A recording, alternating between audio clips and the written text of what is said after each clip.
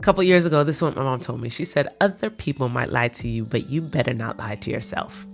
And so keeping that in mind today, we want to talk about the lies that we tell ourselves that stop us from planning out our legacies. Now, here's the thing. Death affects us all, so we need a plan. And I want to talk about why we need to stop telling ourselves lies. Now, if you don't know me, my name is Temi. I'm a lawyer, author, and a speaker, and I help business leaders and high-achieving professionals protect their assets, amplify their impact, and secure their legacies. Here are the lies that we need to stop believing so that we can take action and have iconic legacies. The first thing we need to stop believing is we need to stop believing that things will just work out. Things may not just work out if you don't work them out. It's just the truth. There are too many examples we have of people who are tied into decades of fighting and litigating over what people are trying to leave to the people they love. But because there was an assumption that things will just work out, there's no plan. And guess what? The things are not working out. So that's the first thing you need to stop believing. The second thing you need to stop believing is, my family knows what to do. Listen, your family does not, especially if you haven't told them. Now, if you have put proper plans in place and you've communicated your wishes to them, then they might.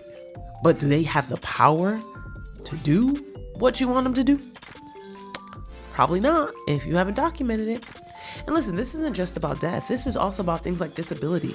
The way technology has changed the way people pass away is really interesting because people don't just die as easily as they used to. That sounds really kind of cold and crass and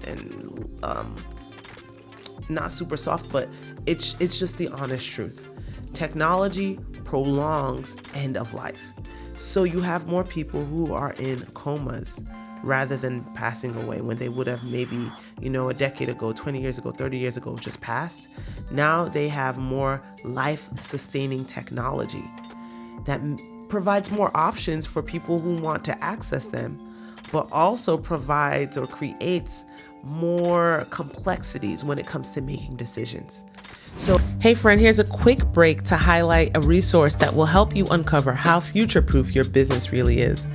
My team and I have worked together to create the Wealth and Business Security Scorecard to help you discover where you might be vulnerable when it comes to long-term success, security, wealth, and longevity.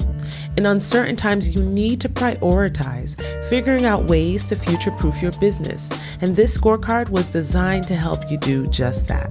After you finish it, you'll receive your very own custom score and specific strategies you can immediately implement to make your business more secure and future-proof. I'll link it below. You can get back to the video. Talk to you soon. So if you want something done, stop believing that your family knows what to do, because they might not, and tell them, okay? There's a saying that people say about when you assume you do some things. Look it up. I'm not going to use that language on this channel, but I'm just saying we're not in the business of assuming. Let's make sure we put the right things in place. Third lie we need to stop believing is that my kids will take over. Listen, I'm sorry to bust your bubble, but your kids don't want to take over your business. I'm sorry to bust your bubble, but your kids do not want to take over that property. I'm sorry to bust your bubble, but your kids are not going to take over for various reasons. A lot of people are like, oh, I know my kids are going to really want this. They don't. You wanted it. Kids have their own unique vision, their own unique desires. And some of the things that you're hoping that they'll pass on to them, particularly for business owners, really feel like burdens instead of gifts. Now, there are ways to ensure that your children continue to reap the benefits of your businesses and reap the benefits of your property. And there might be things you want to put in place to ensure that the property stays within the lineage. But to assume that your kids are going to take over with it, your kids have their own lives that they're living, their own legacies that they're creating. You want to make sure that you have an actual plan about who's going to take over your stuff when you're gone, because it might not be your kids. Now, those are just 3 of the lies that I know people need to stop believing. Are there any other ones? Please leave them in the comments below. And if you found this video to be helpful to you, please like, share, subscribe. Also, we love to connect. So follow us on Instagram, follow us on Facebook. Don't follow us in real life because that's creepy. But follow us, visit the website, access some more resources, and then let's get started on planning your legacy.